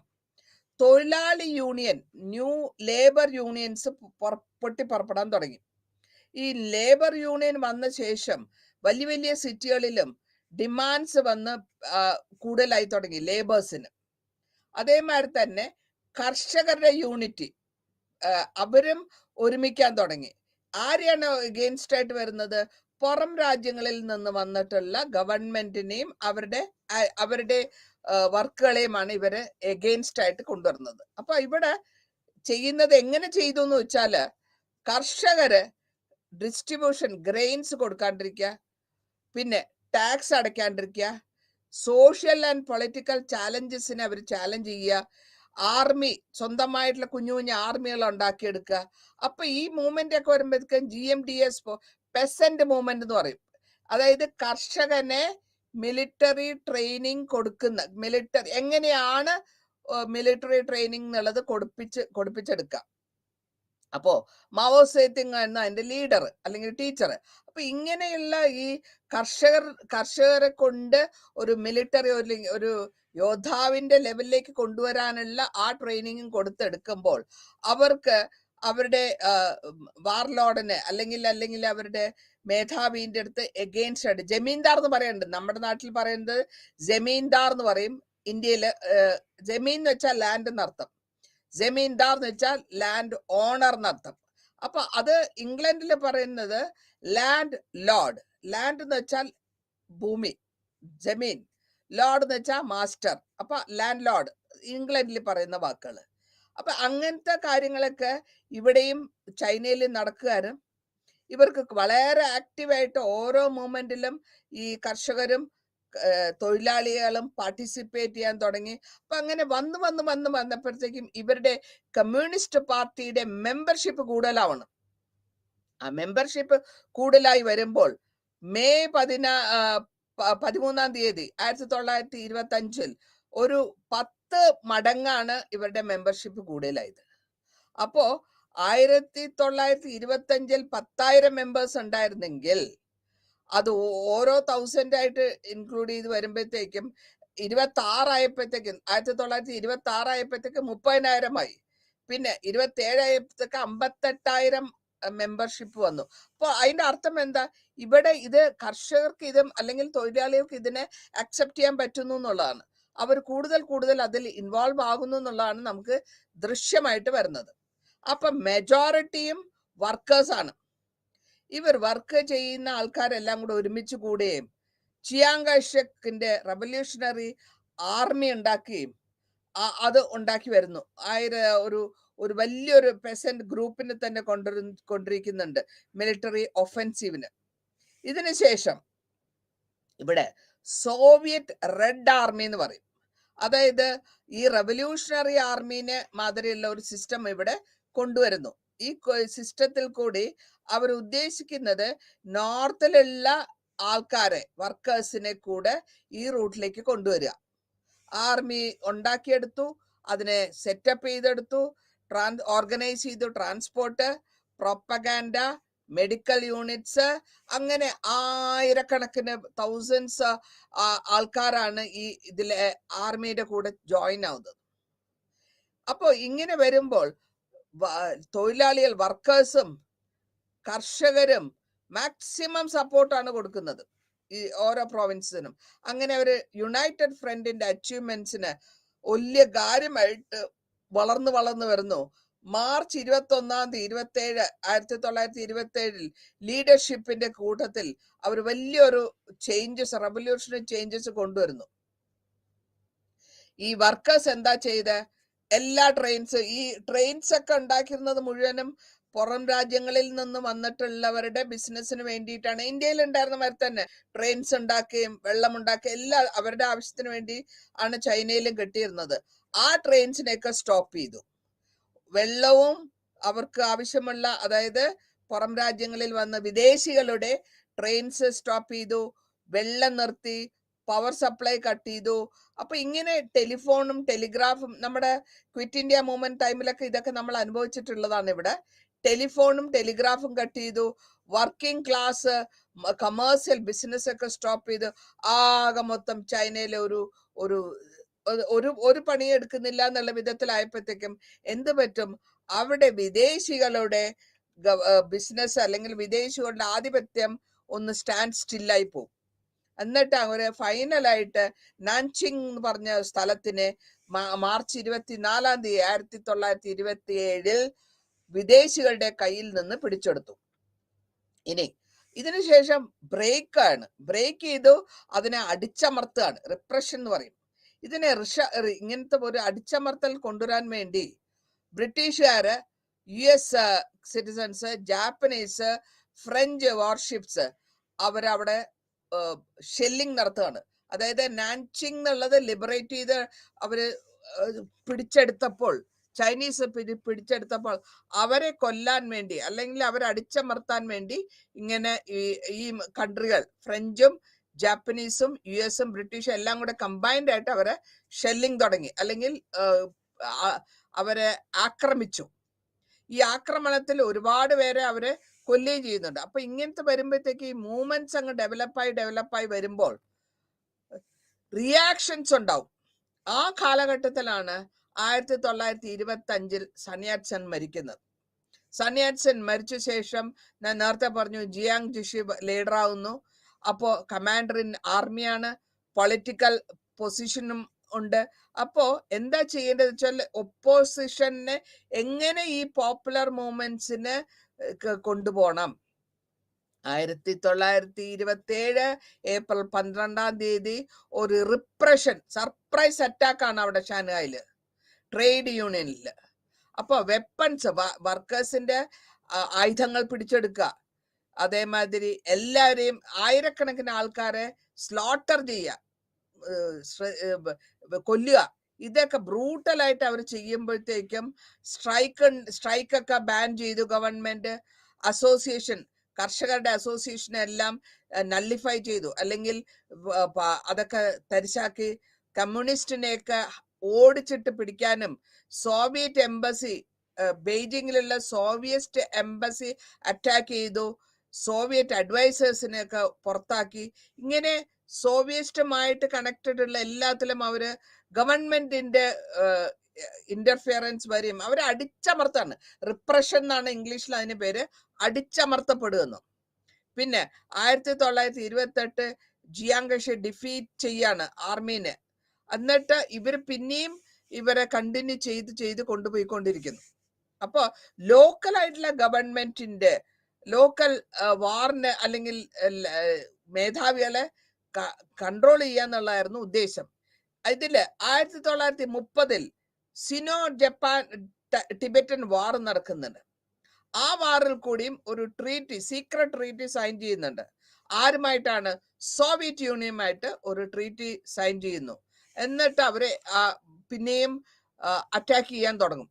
ഇനി ഇതിന് ഈ ബ്രേക്ക് ഉണ്ടാക്കാൻ ഒരു റീസൺ വേണം, ഒരു കാരണം വേണം. ഈ കാരണങ്ങളാണ് നമ്മൾ ഇപ്പോൾ പറയുന്നത്. ഈ ആൾക്കാരെ അവര് ബൂർഷ്വായിസം എന്ന് പറയും. ലോവർ മിഡിൽ ആയിട്ടുള്ളവരെയും മിഡിൽ ലെവലല്ല, ബൂർഷ്വായിസം എന്ന് പറയുന്ന ലാൻഡ് ലോർഡ് അല്ലെങ്കിൽ സ്ഥലമേധാവികൾ, വർക്കേഴ്സ് അല്ലെങ്കിൽ ടൗണിലുള്ള മർച്ചന്റ്സ്, ഫിനാൻസേഴ്സ്, ഇവരൊക്കെ റാഡിക്കലായിട്ട് റെവല്യൂഷണറി ഫോഴ്സസ് വഴി ബ്ലോക്ക് ചെയ്ത് പോവാണ്. അപ്പോ പാർഷ്യൽ സക്സസ് അവർക്ക് കിട്ടുന്നുണ്ട്. പക്ഷെ എന്നാലും യൂണിഫിക്കേഷൻ ഡിഫിക്കൽട്ട് ആയിരുന്നു. അപ്പൊ അങ്ങനെ കൊണ്ടുപോയി ഒരു ഡിസൈസീവ് ആയിട്ടുള്ള ഒരു ബ്രേക്കിംഗ് കൊണ്ടുവരാണ് ടു പാർട്ടീസിൽ. ഈ ഫ്യൂഡൽ ലോർഡ്സ് എന്ന് പറഞ്ഞ നേരത്തെ പറഞ്ഞു, ലാൻഡ് ലോർഡ്സിനെയൊക്കെ പെസന്റ് മൂവ്മെന്റ് അറ്റാക്ക് ചെയ്തു എന്നും അതിനുശേഷം അവരെ ഓപ്പൺ ആയിട്ട് അഗ്രേറിയൻ റിഫോം എന്ന് പറയും. അഗ്രേറിയൻ എന്ന് വെച്ചാൽ റിലേറ്റഡ് ടു അഗ്രികൾച്ചർ എന്നർത്ഥം. ലോസ്, പുതിയതായിട്ടുള്ള നിയമങ്ങൾ കൊണ്ടുവരികയും വർക്കേഴ്സിന്റെയും കർഷകരുടെയും പ്രൊട്ടസ്റ്റ് ഒക്കെ അസോസിയേഷൻ ഉണ്ടാക്കുകയും അതിൽ കൂടി പൊളിറ്റിക്കൽ ഡെമോക്രസീനെ കൊണ്ടുവരികയും ഇതൊക്കെ ചെയ്ത് അവര് ഒരു ഫ്യൂച്ചറിലേക്കുള്ള ഒരു ട്രാൻസ്ഫോർമേഷനാണ് ഇവിടെ നടക്കുന്നതായിട്ട് നമുക്ക് കാണാൻ പറ്റും. ഇനി വലിയതായിട്ടുള്ള പൊളിറ്റിക്കൽ ലെസൺസ് എന്ന് പറയുമ്പോഴത്തേക്കും ഈ കാരണങ്ങൾ എന്തുകൊണ്ടാണ് അത് ഫെയിലിയർ ആയി പോയതെന്ന് നോക്കുമ്പോൾ അതിനെ നമുക്ക് പറയുന്നത് ഒരു ഓർഗനൈസേഷൻ വളരെ പുതിയ സ്ട്രാറ്റജിയാണ് റവല്യൂഷണറി ചേഞ്ചസിൽ കൊണ്ടുവന്നത്. വയലന്റ് ആയിട്ടുള്ള ആൾക്കാരെ പുറത്താക്കുക, അതേമാതിരി എക്സ്പെൽ ചെയ്യുക. അപ്പൊ അങ്ങനെ വരുമ്പോൾ അവിടെ സെപ്പറേഷൻ വരും. സെപ്പറേഷൻ വരുമ്പോൾ അവിടെ ഓട്ടോമാറ്റിക് ആയിട്ട് നമുക്ക് ചേഞ്ചസ്, പൊളിറ്റിക്കൽ ചേഞ്ചസിനെയും കാണാൻ പറ്റും, സോഷ്യൽ ട്രാൻസ്ഫോർമേഷനും കാണാൻ പറ്റും. അപ്പൊ ഇങ്ങനെ ഈ ചേഞ്ചസ് കൂടെ വന്നിട്ട് അവര് ഒരു അഡോപ്ഷൻ ചെയ്യുന്ന ഒരു പോളിസി, എങ്ങനെയെങ്കിലും ഈ റീഫോംസിനെ അല്ലെങ്കിൽ അഗ്രേറിയൻ റീഫോംസിനെ അല്ലെങ്കിൽ കാർഷിക വിപ്ലവത്തിനെ ഒന്ന് ഒതുക്കണം. അതിന് ഇവര് നമ്മൾ കാണുന്നത് പുതിയ സ്ട്രാറ്റജി, പുതിയ മെത്തേഡ് എന്താണ് അഡോപ്റ്റ് ചെയ്യുന്നത്. ഈ പുതിയ മെത്തേഡ് എന്ന് വരുമ്പോഴത്തേക്കും ഇവിടെ പെസന്റ് റവല്യൂഷൻ എന്ന് പറയാം, അല്ലെങ്കിൽ കർഷകന്റെ വിപ്ലവം റവല്യൂഷൻ. അതെവിടെ വന്നു? ചൈനയില്, റഷ്യയിൽ ഇല്ലാത്ത മാതിരിയാണ്, പക്ഷെ ചൈനയിൽ അത് കാണാൻ പറ്റും. അതേമാതിരി തന്നെ ഒരു പെസന്റ് പാർട്ടി ഉണ്ടാക്കുന്നു. ഈ കർഷകരുടെ ഒരു നാഷണലിസം, നാഷണൽ ലിബറേഷനിൽ കൂടെ, അതായത് ചൈനയെ ഒരു വ്യത്യാസമായ തരത്തിൽ ട്രാൻസ്ഫോം ചെയ്തെടുക്കണം സോഷ്യലായിട്ട്. അതിന് അവർ ഒരു ഫോർമേഷൻ ഉണ്ടാക്കുന്നുണ്ട്. ആ യുണൈറ്റഡ് ഫ്രണ്ടിന്റെ പേരാണ് മോസ്കോ ലൈൻ. കാരണം ഇതിന്റെ സപ്ലൈ അല്ലെങ്കിൽ ഇതിന്റെ ആർഗ്യുമെന്റ്സ് എല്ലാം ബേസ്ഡ് ഓൺ മോസ്കോ ആണ്. അപ്പൊ അതുകൊണ്ട് മോസ്കോ ലൈൻ എന്നാണ് അതിന് പേര് കൊടുത്തത്. ആ മോസ്കോ ലൈൻ വഴിയും അവരുടെ സ്പെസിഫിക് ആയിട്ടുള്ള ചൈനീസിന്റെ റവല്യൂഷൻ അല്ലെങ്കിൽ ചേഞ്ചസിനുള്ള ഒരു വഴികാട്ടി. അപ്പൊ അതിനാണ് നമ്മൾ റിപ്പോർട്ട് ഓൺ ദ പെസന്റ് അല്ലെങ്കിൽ അവിടുത്തെ കർഷകന്മാരുടെ പുതു പോളിസികളിനെ നമ്മൾ അത് ഉദ്ദേശിക്കുന്നു. ഇതിൽ അത്രയും എളുപ്പമുള്ള കാര്യമല്ല. ഇത് റവല്യൂഷണറി സ്ട്രഗിൾ ആണ് നടക്കുന്നത്. അപ്പൊ അതിൽ കൂടെ ഇത്ര പെട്ടെന്നൊന്നും ഒരു മോസ്കോ ലൈനിന് മാറി ചൈനക്കാരുടെ വഴിയിലേക്ക് കൊണ്ടുവരാൻ ഇത്തിരി പാടാണ്. അപ്പൊ ആ കാലഘട്ടത്തിൽ അവര് എന്തൊക്കെയാ ചോദിച്ചെന്ന് വെച്ചാൽ, ഇന്റർനാഷണൽ സിറ്റുവേഷനിൽ റോൾ കൊണ്ടുവരികയും അവർക്ക് ഇന്റർനാഷണൽ ലെവലില് വിധത്തിൽ സെറ്റപ്പ് ചെയ്യണം. എല്ലാ ക്ലാസ്സും ക്യാരക്ടർ വൈസ്, സ്റ്റേറ്റിന്റെ ക്യാരക്ടർ വൈസ് കൊണ്ടുവരണം. കോറിലേറ്റ് ചെയ്ത് കൊണ്ടുവരിക. ബാലൻസ്, ഡിഫറെന്റ് പല സോഷ്യൽ ഡിഫറൻസ് ഉണ്ടാവും, പൊളിറ്റിക്കൽ ഡിഫറൻസ് ഉണ്ടാവും, അതൊക്കെ ഒന്ന് ബാലൻസ് ചെയ്ത് കൊണ്ടുവരിക. ബാക്ക്വേർഡ്നെസ്, സൊസൈറ്റിയിലുള്ള വെസ്റ്റേൺ യൂറോപ്പിനെ ബാക്ക്വേർഡ്നെസ് കൊണ്ടുവരിക. അങ്ങനെ പല കാര്യങ്ങൾ ഡിസ്കസ് ചെയ്തിട്ട് ഇവർ ഒരു പ്രോഗ്രാം ഉണ്ടാക്കി റവല്യൂഷണറി ചേഞ്ച് കൊണ്ടുവരികയും റഷ്യൻ എക്സ്പീരിയൻസ് ഉള്ളവരെ കൊണ്ട് അവർക്ക് ട്രെയിനിങ് കൊടുത്ത് അതൊന്ന് സെറ്റപ്പ് എടുക്കുകയാണ്. ഈ സെറ്റപ്പിൽ കൂടെ ഇംഗ്ലണ്ട്, അതേസമയം ഇവിടെ ഈ ജർമ്മനി ഇവരൊക്കെ നോക്കുന്നുണ്ട്, യൂറോപ്യൻ കൺട്രികൾ. ഇംഗ്ലണ്ടും ഇത് നോക്കിക്കൊണ്ടിരിക്കുകയാണ്. ഈ റഷ്യയുടെ സ്വാതന്ത്ര്യം അല്ലെങ്കിൽ റഷ്യയുടെ സഹായം ഇവർക്ക് ആവശ്യം വരുന്ന ഒരു കാലഘട്ടമായിരുന്നു അത്. അപ്പൊ അങ്ങനെ അത് സെറ്റപ്പ് ആക്കി ചൈനീസിന്റെ കമ്മ്യൂണിസം ഹ്യൂജ് ആയിട്ട് സോവിയറ്റ് യൂണിയന്റെ സൈഡിലുള്ളത് കൊണ്ട് ബാക്കിയുള്ളവർക്കൊക്കെ ഇവരോട് അത്ര താല്പര്യമില്ല. വളരെ വ്യത്യാസമായിട്ട് പറയാൻ പറ്റുന്നത് അവരുടെ ചേഞ്ചസ് ആണ്, എങ്ങനെയാണോ ചേഞ്ചസ് കൊണ്ടുവന്നെന്നുള്ളത്. ഓക്കെ, ഈ റവല്യൂഷണറിൽ കൂടെ ചൈനയുടെ നാഷണൽ യൂണിഫിക്കേഷനും അവരുടെ ഡെമോക്രസിയുമാണ് കൊണ്ടുവരുന്നത്. ഇപ്പൊ അതേസമയം മാവോ സേതുങ് പറഞ്ഞ മാതിരിയുള്ള പൊളിറ്റിക്കൽ, സോഷ്യൽ, ഐഡിയോളജിക്കൽ, അതേമാതിരി റിലീജിയസ് വ്യത്യാസങ്ങളും ഈ കർഷകനും തൊഴിലാളികൾക്കും ബാക്ക്വേർഡ് ആയിരുന്നവരെ കൂടുതൽ മുന്നിലേക്ക് കൊണ്ടുവരാൻ അവർ ഉദ്ദേശിക്കുന്നു. ഇതിൽ കൂടെ ചൈനീസിന്റെ കമ്മ്യൂണിസം അവരുടെ സോഷ്യലിസത്തിനെയും കൺസേൺ ചെയ്തുകൊണ്ട് പ്രൈവറ്റ് പ്രോപ്പർട്ടി, അതായത് ഒരാളുടെ പ്രോപ്പർട്ടിനെ അബോളിഷ് ചെയ്യുക, പ്രൈവറ്റ് പ്രോപ്പർട്ടി അബോളിഷ് ചെയ്യുക.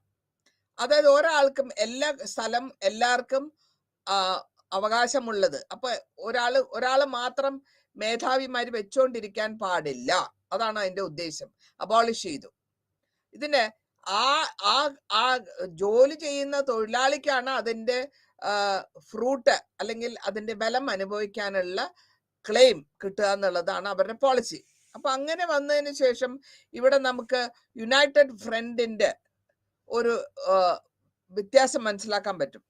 വർക്കിംഗ് ക്ലാസ്സിന് സ്വന്തമായിട്ട് ഒരു സ്ട്രോങ് ആയിട്ടുള്ള ചേഞ്ചസ് കൊണ്ടുവരാനും അതേമാതിരി ഡെമോക്രാറ്റിക് റവല്യൂഷൻസ് കൊണ്ടുവരാനുള്ള ഒരു ചാൻസ് കിട്ടുന്നു.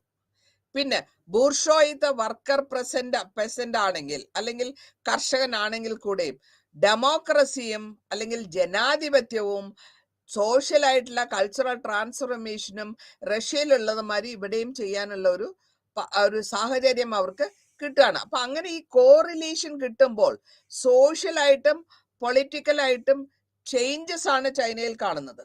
ഈ ചൈനയിൽ കാണുന്ന റവല്യൂഷണറി ചേഞ്ചസ് ഗ്രാജുവൽ ആയിട്ട് അത് വളരെ ഡീപ്പായിട്ട് പോവുകയും ചെയ്തു.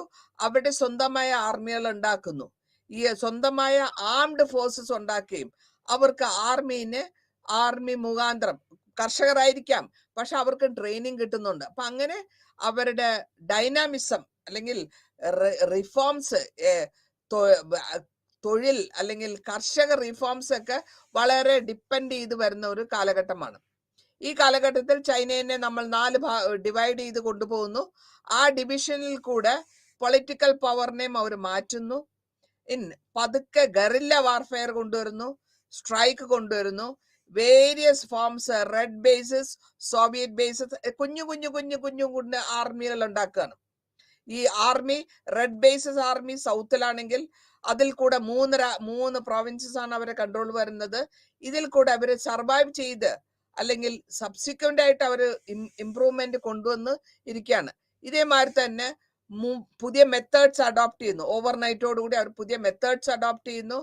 1924 27 പുതിയ കാരണങ്ങൾ കണ്ടുപിടിക്കുകയും ഈ കമ്മ്യൂണിസ്റ്റിന്റെ അവർക്ക് എന്തൊക്കെ ക്ലാസ് റിലേഷൻഷിപ്പിനെ പറ്റിയുള്ളത് മനസ്സിലാക്കുകയും എന്തൊക്കെ ചെയ്യണം എന്നുള്ളത്, അതായത് ഒരു വ്യത്യാസം ബൂർഷ്വായിത്ത പാഠത്തിൽ നിന്ന് എങ്ങനെ മനസ്സിലാക്കണം, ഒരു ബ്രോഡർ ആയിട്ടുള്ള സപ്പോർട്ട് പോളിസികൾ എങ്ങനെ ഉണ്ടാക്കണം, അല്ലെങ്കിൽ ഈ പോളിസീസ് ഒക്കെ മനസ്സിൽ വെച്ചുകൊണ്ട് ബ്രോഡർ വിശദമായിട്ട് ഡിബേറ്റ് ചെയ്യുക, ചർച്ച ചെയ്യുക, അതിൽ കൂടെ വർക്കിംഗ് ക്ലാസ്സിനെയും കർഷകരെയും ഒരുമിച്ച് കൊണ്ടുപോവുക, ഡിഫറെന്റ് പല തരത്തിലുള്ള സ്ട്രഗിൾ മെത്തേഡ്സ് അഡോപ്റ്റ് ചെയ്യുക. കൺട്രി സൈഡിൽ ഒന്നാണെങ്കിൽ സിറ്റി സൈഡിൽ വേറൊന്ന്, അങ്ങനെ വിവിധ തരത്തിൽ കൂടെ എടുത്തുകൊണ്ടു പോകുന്നു.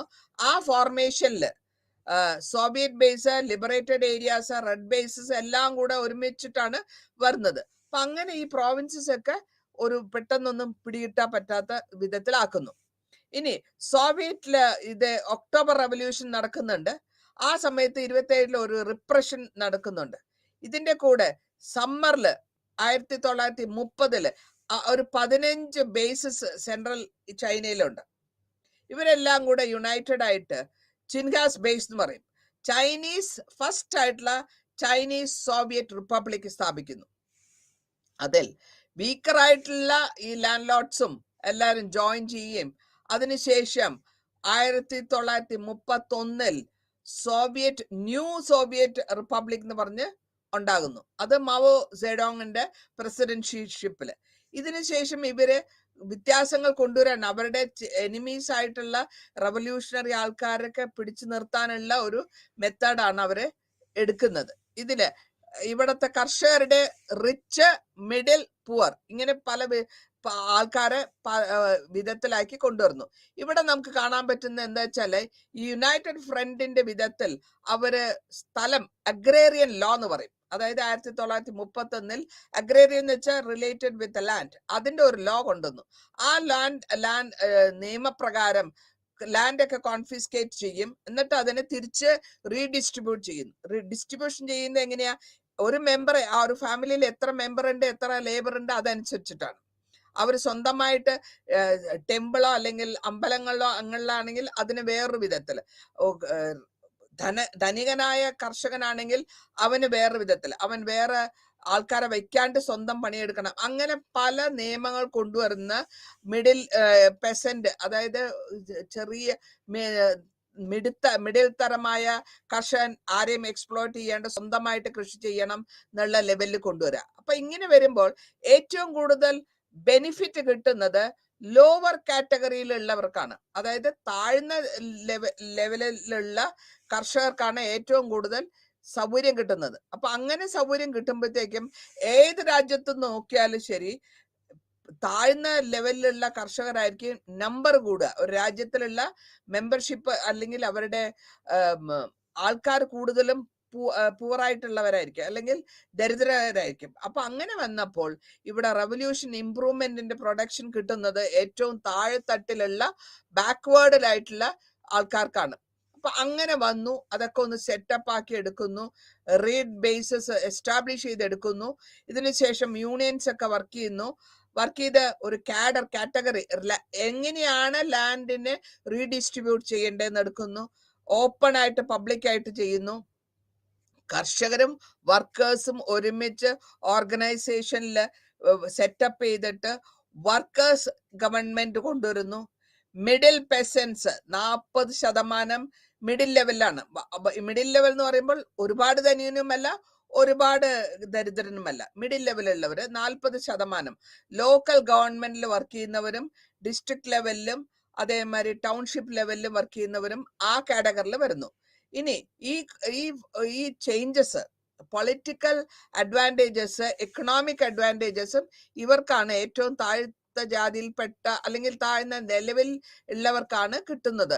അങ്ങനെയാണ് ഈ കൺട്രോൾ അവരുടെ ഈ ചൈനയുടെ കൺട്രോള് അല്ലെങ്കിൽ political control, social control, economic കൺട്രോളൊക്കെ ഈ പോപ്പുലർ ആയിട്ടുള്ള മൂവ്മെന്റ് കൂടെ 1923-26 മുഖാന്തരം അവര് ബേസ് കാൻഡോണിൽ വെച്ചിട്ട് എല്ലാം കൺട്രോൾ ചെയ്തെടുക്കുകയും അതിനുശേഷം അവര് റൈറ്റ് വിങ് ഫോഴ്സസ് കൂടെയും കൾമിനേറ്റ് ചെയ്തിട്ട് അവര് കൊണ്ടുവരികയാണ്. അപ്പൊ ഈ ബ്രേക്ക് ഡൗൺ ഉണ്ടായി, കുമിന്താങ് കമ്മ്യൂണിസ്റ്റ് പാർട്ടിയിൽ ബ്രേക്ക് ഡൗൺ ഉണ്ടായെങ്കിൽ കൂടെയും കമ്മ്യൂണിസ്റ്റ് യുണൈറ്റഡ് ഫ്രണ്ട് 1927 ഫ്രസ്ട്രേഷനൊക്കെ മാറ്റിയെടുത്ത് ലീഡേഴ്സിനെയൊക്കെ സെർച്ച് ചെയ്ത് വേണ്ട വിധത്തിൽ ആ ഗ്യാപ്പിനെ ബിൽഡപ്പ് ചെയ്ത് പാർട്ടിനെയും പാർട്ടിയിലുള്ള ആൾക്കാരെയും മാച്ചപ്പ് ചെയ്ത് അല്ലെങ്കിൽ സോവിയറ്റ് മോഡലില് ഒരു സെറ്റപ്പ് ചെയ്ത് ചൈന അതിന്റെ ആവശ്യത്തിന് വേണ്ടിയാണ് എക്സ്പെരിമെന്റേഷൻ പല വിധത്തിൽ അവർ ചെയ്ത് അവര് മെയിൻ ആയിട്ടുള്ള സോവിയറ്റ് യൂണിയന്റെ ഒരു മെയിൻ കോർണർ സ്റ്റോൺ മാതിരിയുള്ള സപ്പോർട്ട് സ്റ്റോൺ മാതിരിയുള്ള ലെവലിലേക്ക് അതാണ് നമ്മൾ ആ ചാപ്റ്ററോട് കൂടി കാണുന്നത്. ഇനി അടുത്ത ചാപ്റ്ററിൽ വരുന്നത്, അതായത് 14, ഇവിടെ ചൈനയും ജപ്പാനും തമ്മിലുള്ള യുദ്ധമാണ്. ഈ 14ാമത്തെ യൂണിറ്റിൽ നമ്മൾ പരാമർശിക്കുന്നത് എങ്ങനെയാണ് ചൈനയും ജപ്പാനും തമ്മിൽ വാറുണ്ടായത് അല്ലെങ്കിൽ യുദ്ധമുണ്ടായതെന്നാണ്. ഇവിടെ നമ്മൾ എന്താ ഉദ്ദേശിച്ചെന്ന് വെച്ചാല്, ആ സമയ കാലഘട്ടങ്ങളിൽ ഇന്റർനാഷണൽ സർക്കംസ്റ്റൻസസില് പൊളിറ്റിക്കൽ എക്സ്പീരിയൻസ് എല്ലാരും, നമ്മൾ നേരത്തെ പറഞ്ഞിട്ടുണ്ട് കട്ടിങ് ദ ചൈനീസ് മെലൻ എന്ന് പറയും. മെലൻ എന്ന് പറയുന്നത് വലിയ നമ്മളെ എന്താ പറയാ വലിയ ഒരു മത്തങ്ങ മാതിരിയുള്ള സ്ഥലം. അതായത് നമ്മൾ ജോഗ്രഫിക്കല് നോക്കുകയാണെങ്കിൽ ചൈനേനെ ഒരു വലിയ മത്തങ്ങമാരി എടുക്കുകയും ഓരോ വിദേശികളും ഓരോ ഭാഗം കട്ട് ചെയ്തെടുക്കുക. അതാണ് നമ്മൾ കട്ടിങ് ദ ചൈനീസ് മെലൻ എന്ന് പറയാ. അപ്പൊ അങ്ങനെ എടുത്തിട്ടുള്ള ആ സിറ്റുവേഷനിൽ ചൈന തിരിച്ച് ഓരോരുത്തരായിട്ട് നിർത്തി യുണൈറ്റഡ് ആയിട്ട് കൊണ്ടുവന്ന് അവരെങ്ങനെ മുന്നിലേക്ക് വന്നു എന്നുള്ളതായിരുന്നു നമ്മൾ നേരത്തെ പഠിച്ചിരുന്ന ലെസൺസിലൊക്കെ നമ്മൾ പറഞ്ഞത്. ഇവിടെ ഈ സെക്കൻഡ് യുണൈറ്റഡ് ഫ്രണ്ട് ഫോർമേഷൻ വരും. ആ സെക്കൻഡ് യുണൈറ്റഡ് ഫ്രണ്ട് ഫോർമേഷൻ വരുമ്പോ കമ്മ്യൂണിസം ഇൻ ചൈന എന്നാണ് ഉദ്ദേശിക്കുന്നത്. അപ്പൊ അവരുടെ റവല്യൂഷൻ അല്ലെങ്കിൽ അവരുടെ വിപ്ലവം എന്തിനു വേണ്ടിയിട്ടായിരുന്നു? ഒരു യൂണിഫൈഡ് ആയിട്ടുള്ള ഇൻഡിപെൻഡന്റ് ആയിട്ടുള്ള ചൈന ഉണ്ടാക്കാനാണ്. ആ ചൈനയിൽ കൂടി അവരെ വിദേശികളെ പുറത്താക്കുക, അവരുടെ സ്വന്തം രാജ്യത്തിലുള്ള കാരണങ്ങൾ ആൾക്കാരെയും, അതേമാതിരി തന്നെ ആ സോവിയറ്റ് യൂണിയന്റെ ഇൻഫ്ലുവൻസ് ആണ് ഇവിടെ കാണുന്നത്. ഇതിൽ കൂടെ റവല്യൂഷണറി ചൈനീസിന്റെ വിപ്ലവ മൂവ്മെന്റ് ഉണ്ടാക്കിയെടുക്കുക. ആ ഇന്റർനാഷണൽ ലെവലിലുള്ള സിനാരിയോ ആണ്. ഈ കാലഘട്ടത്തിൽ നമുക്ക് കാണാൻ പറ്റുന്നത് എന്താന്ന് വെച്ചാൽ ഒരു പോപ്പുലർ ഫ്രണ്ട് വരികയാണ്. റിയാക്ഷണറി ഇമ്പീരിയലിസ്റ്റ് ഫോഴ്സസിനെയൊക്കെ ഒന്ന് മാറ്റി നിർത്തണം. നാഷണൽ ലെവലിൽ നമുക്ക് ലിബറേഷൻ എടുക്കണം. അത് കഴിഞ്ഞിട്ട് ജർമ്മൻ ലിബറേഷൻ കൊണ്ടുവരുമ്പോൾ ജർമ്മൻ ഫാസിസത്തിന്റെ എഗെയിൻസ്റ്റ് ആയിട്ട് വർക്ക് ചെയ്യണം. ആ കാലഘട്ടത്തിൽ ജപ്പാൻ ഓൾമോസ്റ്റ് എല്ലാ ഭാഗവും ചൈനയുടെ പിടിച്ച് ജർമ്മനി, ഇംഗ്ലണ്ട്, ഫ്രാൻസോട് കൂടി അവരിങ്ങനെ പിടിച്ചെടുക്കുകയാണ്. ഈ കാലഘട്ടത്തിൽ യുണൈറ്റഡ് ഫ്രണ്ടിന്റെ ഫോർമേഷൻ ടൈമിൽ ചൈനയില് കൂടുതലായിട്ട് നോക്കുകയാണെങ്കിൽ അവർക്ക് വിരോധികളായിട്ട് വന്നത് ജപ്പാനാണ്. എന്തുകൊണ്ട് ജപ്പാന്റെ പോളിസികൾ അല്ലെങ്കിൽ ജപ്പാന്റെ യൂണിറ്റി അല്ലെങ്കിൽ ജപ്പാന്റെ ബെറ്റർ എക്വിപ്മെന്റ്സ്, ഫാസിസ്റ്റ് പോളിസികൾ, ചൈനീസിന്റെ റവല്യൂഷണറി അല്ലെങ്കിൽ വിപ്ലവകരമായ മൂവ്മെന്റ്, ഇതൊക്കെയായിരുന്നു ചൈനയെ മെയിൻ ആയിട്ട് നമുക്ക് നോക്കാൻ പറ്റുന്ന ഈ മൂവ്മെന്റ് ആണ്. ഇതിന്റെ ഏറ്റവും നമ്മൾ പ്രാധാന്യം ഏൽപ്പിക്കുന്നത് ഒരു മാർച്ച് എന്ന് പറയും, ദ ലോങ് മാർച്ച് എന്ന് പറയും. ഈ ലോങ് മാർച്ച് എന്ന് പറയുന്നത് എന്താന്ന് വെച്ചാല് അതിൽ കൂടെ ആയിരക്കണക്കിന് കർഷകരാണ് കൊല്ലപ്പെട്ടത്. ഇവര് ഡെയിലി ബോംബിംഗ് ആണ് ചെയ്യുന്നത്, മെഷീൻ ഗണ്ണ് എയറിൽ കൂടെ. അപ്പൊ എന്താ പറ്റും? ഞാൻ നേരത്തെ പറഞ്ഞ മാതിരി റെഡ് ആർമീന് 60,000 കാഷ്വാലിറ്റീസ്, ആയിരക്കണക്കിന് കർഷകർക്ക് സപ്പോർട്ട് ഇല്ലാണ്ട് അവര് മരിക്കുകയാണ്. അപ്പൊ ഈ റെഡ് ആർമി അല്ലെങ്കിൽ റെഡ് സപ്പോർട്ടേഴ്സിന് ഇവര് അല്ലെങ്കിൽ ഈ കമ്മ്യൂണിസ്റ്റ് ഗവൺമെന്റ്, കമ്മ്യൂണിസത്തിന്റെ സപ്പോർട്ടേഴ്സിന് ഭയങ്കര ലോങ് മാർച്ച് കൂടെ അവര് പാവപ്പെട്ട ഈ കർഷകരെ അവരുടെ കാര്യങ്ങൾ നോക്കാനായിട്ട് അതിൽ മരിച്ചവരിൽ റിട്രീവ് ചെയ്യുന്നു, തിരിച്ചു പോകുന്നു. യങ് ആയിട്ടുള്ള ആൾക്കാരുണ്ട്, ലേഡീസ് ഉണ്ട്, ചെറിയ കുട്ടികളുണ്ട്, കമ്മ്യൂണിസ്റ്റ് ഉണ്ട്, നോൺ കമ്മ്യൂണിസ്റ്റ്. ഈ ഷെല്ലിങ് എന്ന് പറയുമ്പോൾ വെടിവെപ്പാണ്. അതിൽ എല്ലാരും മരിക്കും. കോപ്പുകൾ, മരണത്തിന് വ്യത്യാസമില്ല. ആയുധങ്ങളും കോപ്പുകളും അത്രയും ക്യാരി ചെയ്യാൻ പറ്റാത്ത ലോങ് ഡിസ്റ്റൻസിലും അങ്ങനെയൊക്കെ വന്നപ്പോഴത്തേക്കും ഈ സ്ട്രഗിൾ ചെയ്യുന്ന അവർ ഭയങ്കരമായിട്ട് പകുതി ആൾക്കാരും സാധനങ്ങളും തിരിച്ചു പോകുന്ന വഴിയിൽ നഷ്ടപ്പെടുകയാണ്. ഈ ലോങ് മാർച്ചിന്റെ റിമാർക്കബിൾ ആയിട്ട് പറയുന്നത് ഇത് ഡിഫീറ്റ് ചെയ്തു എന്നുള്ളതാണ്. ഇങ്ങനെ ഡിഫീറ്റ് ചെയ്തെടുത്തപ്പോഴത്തേക്കും ഈ വാർലോഡ്സിന് അല്ലെങ്കിൽ വിദേശികൾക്ക് കുറച്ചുകൂടെ ധൈര്യം വരുന്നു, അല്ലെങ്കിൽ അവിടുത്തെ ആൾക്കാർക്ക് ധൈര്യം വരുന്നു. 17 ക്രോസ് ചെയ്യാണ്, മൗണ്ടൻ ചെയിൻസ് ഉണ്ട്, ലോങ് 4 നദികളുണ്ട്. ഈ മാർച്ച് തുടങ്ങുന്നത് ഈ ലോങ് മാർച്ച്, ഗ്രേറ്റ് മാർച്ച് എന്നാണ് അതിന്റെ പേര്. ഒക്ടോബർ 16 1934 തുടങ്ങുന്നു. അവസാനിക്കുന്നതോ 1937. അപ്പൊ 3 കൊല്ലം സ്റ്റീൽ റോപ്പ് ഇങ്ങനെ ഇവര് എത്ര കണക്കിന് 8000 മൈൽസ് ആണ് അവർ കവർ ചെയ്യുന്നത്. ഇതിൽ 30,000 ആൾക്കാർ എൻറ്റയർ ജേർണി മരിച്ചു പോകുന്നു. അപ്പോൾ ഈ വളരെ കുറഞ്ഞ ആൾക്കാർ 30 സർവൈവ് ചെയ്തു വന്നത് 30 ആൾക്കാർ സ്ത്രീകളാണ് ആ അറ്റാക്കിൽ സർവൈവ് ചെയ്തിട്ടുള്ളത്. അപ്പോൾ അതിന്റെ കൂട്ടത്തിൽ മാവോന്റെ വൈഫും ഉണ്ട്. അപ്പൊ ഇങ്ങനെ ഈ മരിച്ചുപോയ കൂട്ടങ്ങൾ കൂടി വരുമ്പോഴത്തേക്കും Chinese Soviet republic ഉണ്ടാകുകയാണ്.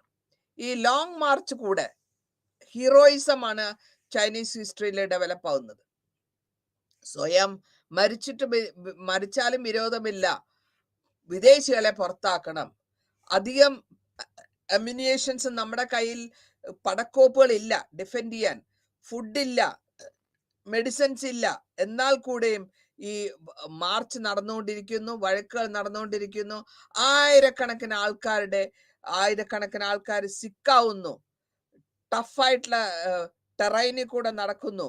Mao Zedong അതേമാതിരി പലരും മരിച്ചു പോകുന്നുണ്ട്. അപ്പൊ എന്താ ചെയ്യാൻ പറ്റാന്ന് വെച്ചാൽ ഏറ്റവും വിധത്തിൽ ഒരുമിച്ച് നിൽക്കുക എന്നുള്ളതാണ്.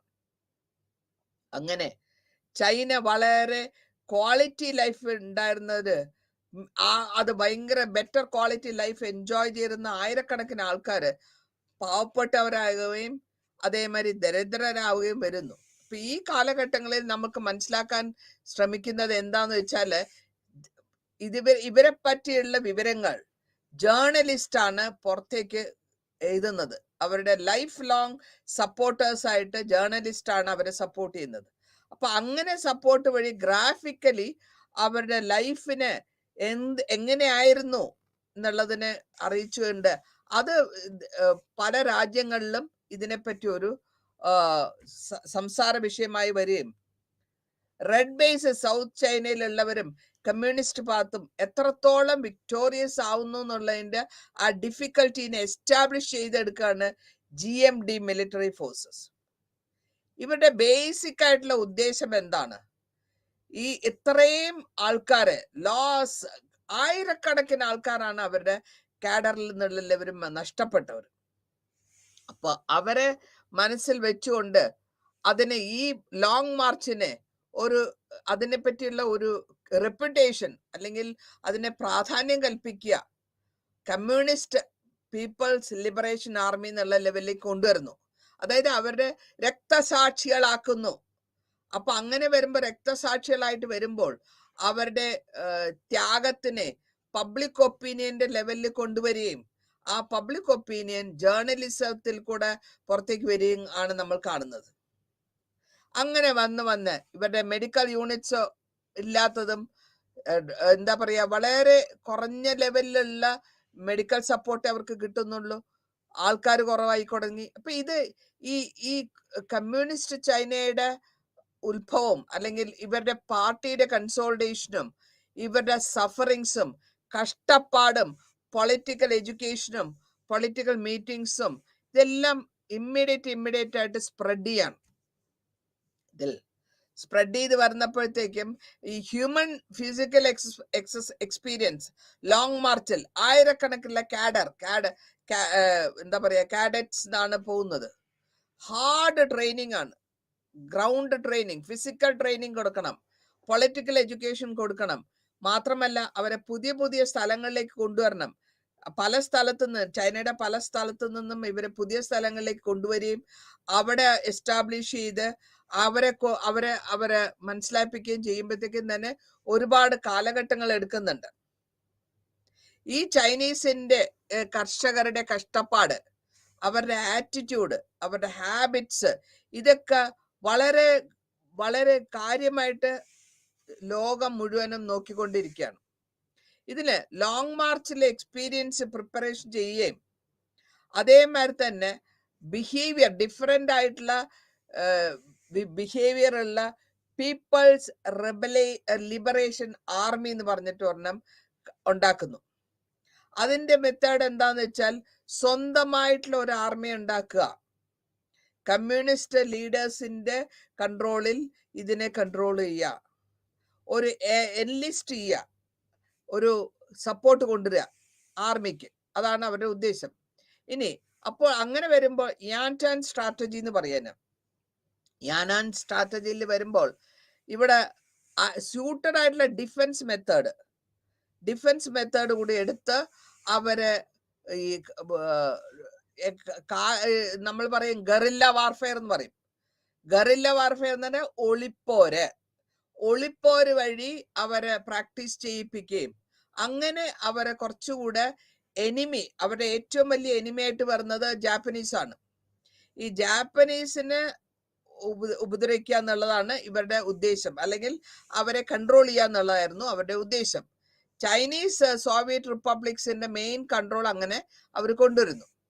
ഇതിൽ ഡിസിപ്ലിൻഡ് ആയിട്ടുള്ള ആർമി വളരെ നിർബന്ധം, സോഷ്യൽ ആയിട്ടുള്ള ട്രാൻസ്ഫോർമേഷൻ ആവശ്യം. അങ്ങനെ അതിനെ കൊണ്ടുവന്ന ശേഷം അവര് ഡിപ്പെൻഡ് ചെയ്യുന്നു, ഒരു സിവിൽ വാർ തന്നെ ചൈനയിൽ ഉണ്ടാവുന്നു. അപ്പൊ അങ്ങനെ സിവിൽ വാർ വന്ന ശേഷം ഈ വാറിൽ കൂടെ വർക്കേഴ്സ്, തൊഴിലാളികളും കർഷകരും ചൈനയിലെ എല്ലാവിധ സ്ട്രാറ്റജിയും മനസ്സിലാക്കപ്പെടുകയും യാൻസ് സ്ട്രാറ്റജി, അതാണ് ആ സ്ട്രാറ്റജി, ഇതിനെപ്പറ്റിയുള്ള ആ വ്യത്യാസത്തിലുള്ള മനസ്സിലാക്കുകയും അതിനെ അവര് യുണൈറ്റഡ് ആയിട്ട് ചൈനയ്ക്ക് അല്ലെങ്കിൽ ജപ്പാനിന് വേണ്ടിയിട്ട്, ജപ്പാനിനെ തകർക്കാൻ വേണ്ടിയിട്ട് അവർ ഒരു സോഷ്യൽ ട്രാൻസ്ഫോർമേഷൻ ആണ് നടത്തുന്നത്. അങ്ങനെ സോഷ്യൽ നടത്തി ഇങ്ങനെ ചെയ്തുകൊണ്ടിരിക്കുമ്പോഴത്തേക്കും തന്നെ ജാപ്പനീസ് ഇവരെ അറ്റാക്ക് ചെയ്യുന്നു. That is called Japanese aggression എന്ന് പറയും. ആ കാലഘട്ടങ്ങളിൽ ഇന്റർനാഷണൽ സെറ്റിൽമെന്റ്സ് നടക്കുന്ന കാലഘട്ടമാണ്. ഒരു 1929 ഒരു ഫസ്റ്റ് വേൾഡ് വാർ കഴിഞ്ഞ ശേഷം ഒരു എക്കണോമിക്കലി മന്ദതയുള്ള സമയം, എക്കണോമിക് ക്രൈസിസ് എന്ന് പറയും, എക്കണോമിക് മാന്ദ്യം ഉള്ള സമയമാണ്. ആദ്യത്തെ 3 കൊല്ലം. അതിനുശേഷം എല്ലാ രാജ്യങ്ങളും അതിൽ എഫക്റ്റ് ആവുന്നുണ്ട്. ഈ പണമാന്ദ്യമാണ് നടക്കുന്നത്. അപ്പൊ ജപ്പാനും ജർമ്മനിയും ഒന്നും വളരെ കാര്യമായിട്ടില്ലെങ്കിൽ കൂടെയും ഇവര് ജാപ്പനീസിന്റെ അഗ്രസീവ് വാർ അല്ലെങ്കിൽ വളരെ കഷ്ടപ്പെട്ടുള്ള ഒരു 9 പവർ ട്രീറ്റി അവർ സൈൻ ചെയ്യുന്നു യൂറോപ്യൻ പവേഴ്സുമായിട്ടും US-ഉമായിട്ടും. ചൈനയിൽ നിന്ന് അവിടെ ഒരു ചൈനയെ ഓൺ കോളനിയാക്കി മാറ്റാൻ ശ്രമിക്കുകയും ചെയ്യുന്നു. അതേമാതിരി തന്നെ ബ്രിട്ടീഷുകാർ ഇന്ത്യയും. ഈ അറ്റാക്ക് എവിടെ സമയത്താന്ന് വെച്ചാല് 18 തീയതി സെപ്റ്റംബറിൽ 1931 പെട്ടെന്നൊരു അറ്റാക്ക്. ആ അറ്റാക്ക് വഴി ജനുവരി നോർത്ത് ചൈനയുടെ അകത്തേക്ക് പെനിട്രേറ്റ് ചെയ്ത് കയറുകയാണ്, അകത്തോട്ട് തള്ളി കയറുകയാണ്. 1935 അവര് ഇന്നർ മംഗോളിയ കടക്കുന്നു. 37 പാരമൗണ്ട് പവറായ അതുവഴി അവര് കൺട്രോൾ ചെയ്യാണ്. ആ സമയത്ത് ഒരു ചെറിയൊരു സംഭവം നടക്കുന്നുണ്ട്. അതിന്റെ പേരാണ് മാർക്കോ പോളോ ബ്രിഡ്ജ്. അതിനെ അവർ ഇൻവൈഡ് ചെയ്യും. ആ ചൈന ഇൻവൈഡ് ചെയ്ത് ആക്ച്വലി ഡിക്ലെയർ ചെയ്യാണ് വാറുമായിട്ട്. ഈ നശിപ്പിക്കല് ജാപ്പനീസിന്റെ ബ്രൂട്ടാലിറ്റിനെ കാണിക്കുന്നു. നമ്മൾ ഭയങ്കര കാര്യമായിട്ട് അവര് ബ്രൂട്ടലായിട്ട് കൊല്ലുകയാണ് ആൾക്കാരെ. യാൻറ്റിസി റീജിയനും റെഫ്യൂജീസിനെയും മിഷ്യൻ ഗണ്ണ് വഴി ഫയറിങ്, മഴ മാതിരിയാണ് മിഷ്യൻ ഗണ്ണ് വഴി ഫയർ ചെയ്യുന്നത്. അപ്പൊ അങ്ങനെ വന്ന ശേഷം അവർക്ക് ഇമ്മീഡിയറ്റ് ആയിട്ട് ഒന്നും ചെയ്യാൻ പറ്റാത്ത ഒരു സിറ്റുവേഷൻ ആവുന്നു. US ന്യൂട്രൽ ആയിട്ട് ഇരിക്കും. ഈ കാലഘട്ടത്തിൽ US-ന്റെ ഒരു എന്താ ചെയ്യുന്നത്, ന്യൂട്രൽ ആയിട്ട് ഇരുന്നിട്ട് അവര് 1941 ജപ്പാനിൽ പേൾ ഹാർബറിൽ അവർ അറ്റാക്ക് ചെയ്യുന്നു. ഈ അറ്റാക്ക് ചെയ്യുമ്പോൾ ജാപ്പനീസിന്റെ അറ്റാക്ക്, പേൾ ഹാർബർ 1941 അറ്റാക്കാണ് സെക്കൻഡ് വേൾഡ് വാറിന്റെ കാരണമായിട്ട് നമുക്ക് എടുക്കാവുന്നത്. പേൾ ഹാർബർ അറ്റാക്കും ഹോങ്കോങ് പിടിച്ചെടുക്കലും സിംഗപ്പൂർ പിടിച്ചെടുക്കലും ജാപ്പനീസിന്റെ അവരങ്ങോട്ട് തകർത്ത് പൊട്ടിക്കുകയാണ്. ആ സമയത്താണ് പാനിക്കായിട്ട് ഇവിടെ ആയിരക്കണക്കിന് ആൾക്കാരെ തന്നെ അവർ ജാപ്പനീസ് അഡ്വാൻസിൽ മരിച്ചു പോകുന്നത്. ഇവരെന്ത് ചെയ്യും? ഡാംസ്, യെല്ലോ ഡാംസിന്റെ തുറന്നു വിടും. അപ്പൊ എന്ത് പറ്റും? ചൈനീസിന്റെ അഗ്രഷൻ അല്ലെങ്കിൽ ചൈനീസിന്റെ അറ്റാക്കിനെ എതിർക്കാൻ ഇത്രയും പെട്ടെന്നുള്ള ഒരു അറ്റാക്കിൽ അത് സിറ്റുവേഷൻ വഷളാവുന്നു. ഇന്റർനാഷണൽ ലെവലിലെ സിറ്റുവേഷൻ നോക്കുമ്പോൾ സെക്കൻഡ് വേൾഡ് വാർ 1931 ഉണ്ടാകുന്നു. അപ്പോൾ ഇവിടെ ഫോർമേഷൻ ആണ് fascist group, Germany, Italy, Japan. അത് കഴിഞ്ഞിട്ട് ശേഷം നമുക്ക് അടുത്ത ബ്രോഡായിട്ട് നോക്കാൻ പറ്റുന്നത് ഇംഗ്ലണ്ട്, ഫ്രാൻസ്, സോവിയറ്റ് യൂണിയൻ. ഇപ്പോ US എന്താ പറയും, അലൈഡ് ഫോഴ്സസ് ആയിട്ട് നിൽക്കുന്നു. ഈ സോഷ്യൽ ഫോഴ്സസ് ലിബറേഷൻ മൂവ്മെന്റും കൂടെ ജോയിൻ ചെയ്തു. അതിനുശേഷമാണ് ഇന്ത്യയുടെ അഭിപ്രായം. ചൈനയുടെ ചോയ്സ് അനുസരിച്ച് സ്ട്രേറ്റ് ഫോർവേഡ് ആയിട്ടുള്ള അലൈസിന്റെ എഗെയിൻസ്റ്റ് ആയിട്ട് ജപ്പാൻ ഫൈറ്റ് ചെയ്യുന്നു. ദ പോപ്പുലർ ഫ്രണ്ട് ആരാ? ജർമ്മനി, ഇറ്റലി ആൻഡ് ജപ്പാൻ ഒരു റെപ്രസെന്റേഷൻ ആയ ലെവലില് യൂണിയൻ ആവുകയും ആ സോവിയറ്റ് യൂണിയനും എല്ലാവരും കൂടെ ഒറ്റക്കെട്ടായി നിൽക്കുന്നു. അതിന്റെ ശേഷം ഫാസിസ്റ്റിനെ അറ്റാക്ക് ചെയ്യും. ജപ്പാന്റെ ചൈനയുടെ ഇൻഡിപെൻഡന്റ് ഡിഫീറ്റ് ചെയ്ത് ഇൻഡിപെൻഡന്റ് ചൈനയായിട്ട് മാറ്റുന്നു. ഈ പൊളിറ്റിക്കലി ഇന്ത്യൻ ലീഡേഴ്സ് ചെയ്ത മാതിരി തന്നെയാണ് അവിടെ കോയിൻസിഡൻസ് നടക്കുന്നത്. ഡീകോളനൈസേഷൻ വരുന്നു, ഇന്ത്യൻ ഇൻഡിപെൻഡൻസ്, ചൈനീസ് റവല്യൂഷൻ, ഇതെല്ലാം ഫാസിസ്റ്റ് പവേഴ്സിന്റെ സെക്കൻഡ് വേൾഡ് വാറിൽ വന്ന ഒരു കാര്യങ്ങളാണ്. ഇനി ഇതെല്ലാം വന്ന ശേഷം ജാപ്പനീസിന്റെ അഗ്രഷൻ ചൈനയിൽ 1931 നടന്നു എന്ന് പറഞ്ഞു. സീരിയസ് പ്രൊപ്പോർഷൻസ് 34 നടന്നു. ഇതിന്റെ എല്ലാം വിധത്തിൽ പ്രൈമറായിട്ട് ഇവരെ ഒപ്പോസ് ചെയ്തത് സോവിയറ്റ് യൂണിയൻ. അപ്പോ സോവിയറ്റ് യൂണിയന്റെ വഴി ഫൈനാൻസ് മുഴുവൻ കൺട്രോൾ ചെയ്യും. ഇക്കണോമിക്കലായിട്ട് അവർ കൺട്രോള് പിടിച്ചെടുക്കാൻ എടുക്കുന്നു. എക്കണോമിക്കലി അവരെങ്ങനെ കൺട്രോൾ ചെയ്യുന്നു? വളരെ കാര്യമായിട്ട് 37% ചൈനയുടെ റെയിൽവേസിന്റെ ഇൻവെസ്റ്റ്മെന്റ് ഫോറിൻ ആയിരുന്നു. അതേമാതിരി ചൈനയുടെ കോൾ ഔട്ട്പുട്ട് ഫോറിൻ ആയിരുന്നു. 18% ടണ്ണേജ് വെസൽസ് യാങ്ടിസി റിവറില് ഫോറിൻ ആയിരുന്നു. ഇതൊക്കെ വരുമ്പോഴത്തേക്കും ഈ ഫോറിൻ ബാങ്ക്സും എൻജോയ് ചെയ്തുകൊണ്ടിരുന്നു. നോട്ട്സ് കൺട്രോൾ ചെയ്യുക, ടാക്സ് വഴിയും സോൾ ടാക്സ് വഴിയും ഇതിനെല്ലാം അവർ സ്ക്വീസ് ചെയ്തു. ആൻഡ് അങ്ങനെ നമ്മൾ ഇന്ത്യയിൽ നടന്ന മാതിരി തന്നെ അവിടെയും നടക്കുന്നു. ഇപ്പൊ ബ്രിട്ടീഷ് ഇൻവെസ്റ്റ്മെന്റും 34 ഉണ്ടായിരുന്നു. അമേരിക്കൻ ഇൻവെസ്റ്റ്മെന്റ് 20% ഉണ്ടായിരുന്നു.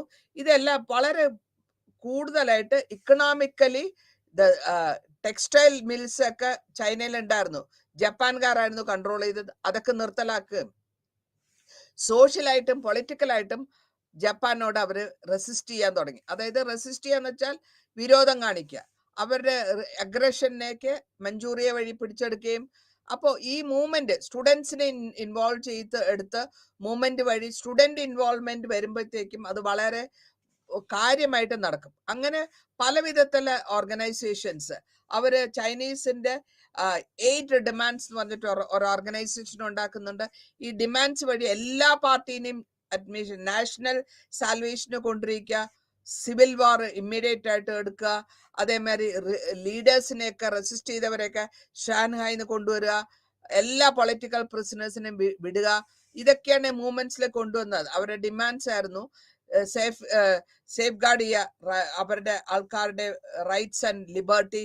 പിന്നെ സന്യാസൻ എന്തൊക്കെ പറഞ്ഞുണ്ടല്ലോ അതൊക്കെ പ്രാക്ടീസിൽ കൊണ്ടുവരിക. അപ്പൊ ഇവര് നാഷണൽ സാൽവേഷൻ കോൺഫറൻസ് നടത്തുന്നു. ആ നാഷണൽ സാൽവേഷൻ കോൺഫറൻസ് വഴി യുണൈറ്റഡ് ഫ്രണ്ടിനെ ചൈനീസ് എഗെയിൻസ്റ്റ് ആയിട്ട് ജപ്പാൻ ആൻഡ് ആ ഒരു കമ്മ്യൂണിസത്തിന്റെ പെർസിക്യൂഷനെ അവർ നിർത്തലാക്കണം, പൊളിറ്റിക്കൽ ചേഞ്ചസ് കൊണ്ടുവരണം എന്നുള്ളതാണ് ഇവരുടെ അഭിപ്രായങ്ങൾ. ഈ ലിങ്ക് എല്ലാം കൂടെ ഒരുമിച്ചെടുത്ത് പൊളിറ്റിക്കൽ റീഫോം ചെയ്ത് ലിബർട്ടി കൊണ്ടുവരിച്ച് റെസിസ്റ്റ് ചെയ്ത് ചൈനീസിന്റെ ഒരു ഇൻസെപ്പറബിൾ അസേഷൻ ആയിട്ട് അവര് ഇൻഡിപെൻഡന്റ് പൊളിറ്റിക്കൽ സോഷ്യൽ ട്രാൻസ്ഫോർമേഷൻ കൊണ്ടുവരും. ഇതിൽ 31 മുതൽ 37 വരെ വളരെ ഇമ്പോർട്ടന്റ് ആയിട്ടുള്ള ഒരു ലിങ്ക് വന്നത് ചൈനീസിന്റെ പീപ്പിളാണ്. അവരുടെ അവിടുത്തെ ജനങ്ങളാണ്. ആ റെവല്യൂഷണറി മൂവ്മെന്റും സൗത്തിൽ നിന്ന് മാറ്റി കിയാൻസിക്കും റെഡ് സീക്കും എല്ലാം നോർത്തിലും ഏരിയ ജപ്പാനീസിന്റെ അഗ്രഷനും ഒക്യുപ്പേഷനുള്ള ഏരിയയിലൊക്കെ എടുക്കുന്നു. ഈ പ്രോഗ്രാംസ് എല്ലാം അവര് 8 ഡിമാൻഡ് വഴി കൊണ്ടുവന്ന് federation of association national salvation കൊണ്ടുവന്ന് അവരതിനെ നിർത്തുകയും ചെയ്യുന്നു. അങ്ങനെ ലീഗലായിട്ട് നോക്കിയാല് ചൈന അഗ്രഷൻ അവരെ കമ്മ്യൂണിസ്റ്റ് എടുക്കുകയും കോപ്പറേഷൻ ആയിട്ട് അവർ വർക്ക് ചെയ്യുകയും ചെയ്യുന്നു. അങ്ങനെയാണ് ഈ പൊളിറ്റിക്കൽ ഫോർമേഷൻസ് മുഴുവൻ ഇവിടെ വരുന്നത്. യുണൈറ്റഡ് ഫ്രണ്ട് പ്രാക്ടീസ് ചെയ്ത് അവര് മാർച്ചിങ് ആർമി 8 മാർച്ചിങ് ആർമി എന്നാ പറയാ അതിന്. അങ്ങനെ കൊണ്ടുവരുന്ന അവര് ചൈനീസിന്റെ UNC ബേസിൽ ഫോമർ റെസിസ്റ്റൻസ് കൊണ്ടുവന്നു. ഈ റെസിസ്റ്റൻസ് വേണ്ടി റെഡ് ബേസിസിൽ ന്യൂ ടൈപ്പ് സൊസൈറ്റി കൊണ്ടുവന്നു. ഈ സൊസൈറ്റി വഴി അവര് എല്ലാവിധ കൺട്രോളും അവരുടെ കൺട്രോളിൽ കൊണ്ടുവരികയും അവര് പുതിയതായിട്ട് ഫൈനലായിട്ട് നോക്കുമ്പോൾ ഒരു കമ്മ്യൂണിസ്റ്റ് സെറ്റപ്പ് അവിടെ ഉണ്ടാക്കിയെടുക്കുകയും ചെയ്തത്. ജാപ്പനീസിന്റെ കൺട്രോളൊക്കെ മാറ്റി. അപ്പൊ ഈ ലോങ് ഡ്രോണില് അറ്റോമിക് ബോംബ് ഹിരോഷിമയിൽ വരുമ്പോഴത്തേക്കും ജാപ്പനീസിന് ഒരു സറണ്ടർ ആയി പോയി. ബ്രിട്ടീഷുകാരോടുള്ള അല്ലെങ്കിൽ American atom bomb, US atom bomb ഹിരോഷിമയിൽ ചെയ്തതും 2 സെപ്റ്റംബർ 1945 ജപ്പാന്റെ അവസാനമായിട്ട് മാറുകയും ചെയ്യുന്നു. അപ്പൊ ഇതിൽ നമ്മൾ മനസ്സിലാക്കേണ്ടത് യുണൈറ്റഡ് ഫ്രണ്ട് വഴിയാണ് അവർ ഈ സൊസൈറ്റീനെയും അല്ലെങ്കിൽ new Chinese society was created, അതിനെ ഉണ്ടാക്കിയെടുത്ത് അവിടുത്തെ ആൾക്കാർക്ക് ലിബറേഷൻ കൊടുത്ത് വൈറ്റലായിട്ട് എല്ലാ കമ്മ്യൂണിസ്റ്റ് ഓർഗനൈസേഷനും വൈറ്റലായിട്ടുള്ള ഒരു റോൾ എടുക്കുകയും ജാപ്പനീസിനെ എതിർക്കുകയും അവരുടേതായ ഒരു ഡിപ്ലോമസി അല്ലെങ്കിൽ അവരുടേതായ ഒരു സെറ്റപ്പ് അവര് ഉണ്ടാക്കിയെടുക്കുകയും ചെയ്യുന്നു. ഇതോടുകൂടി ഞാൻ ഈ ലോങ് മാർച്ചും എക്സ്പീരിയൻസ് കമ്മ്യൂണിസ്റ്റ് എക്സ്പീരിയൻസും നിർത്തുകയാണ്. നന്ദി, നമസ്കാരം.